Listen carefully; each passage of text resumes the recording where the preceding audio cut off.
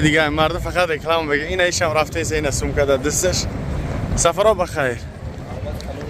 سفرها با شهر سنت پترزبورگ سفر داری ها؟ این مسجد پیغمبر خدا صلی الله علیه و سلم. این ای بومر سوار دبستان کی روزه ویدیوش ما دیدیم میگن چی بعد نرفتی من گفتم خیلی پگم میرم میگن حاجی جون خیر ساعت چند میبریم راپورت بگیریم تا آدم کی در تاجیکستان من گفتم من تاجیکستان میرم پیتر میرم بعد گفتم برای چی خیلی با پیتر میری تاجیکستان میری برادرو تا پیتر ما کار میکنه برای کار داد تا فردا مثلا اونجا مرا جواب دادن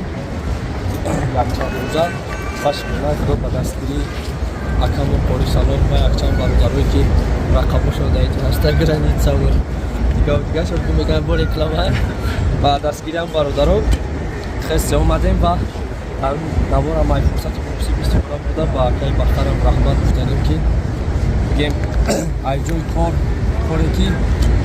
آدم نباشه نمیشه داده اوجا چه خیلی باید هر کس کاری خود چکنه در اوفیس او برای مرتین تیمستیم ما میتونگوی رفتن میگیرم کردم ماشاءالله اینه که تو برای عبادت کن ما در جای تو شف شف در جای ما شتای کار کردستم میگن ما میتون رفتن میگه تو بیا کار کردستم مثلا اینا 12 روزی که من استم 12 روز بیان ما رفته گه ما کار کردیم ماشاءالله الله برکتشته اصلا کمی کمپانی که حج که میبینی رقم در روی اکران این برادرها کمک کردن این مسجد رسول الله این حاجی ها این ایرم حاجی با فکرم سرش پشت کش جهل ما که امر شده باره المهم الحمدلله این آخرین روزشون ما فردا شاید بریم الله اعلم و وقتی ما معلم خلاص که بعد با یاری الله سبحانه و تعالی و بعد از گیری برادرها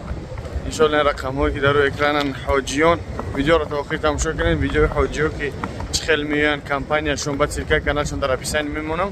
بتونین تماشا کنین ان شاء الله دستگیری که برادر در کانالش پسند کنین کسی که حج اومدن باشین همونجا شرط شروط حج اومدن جای زیارتگاه ها همه طرف همش نقل کرده گفتگی ای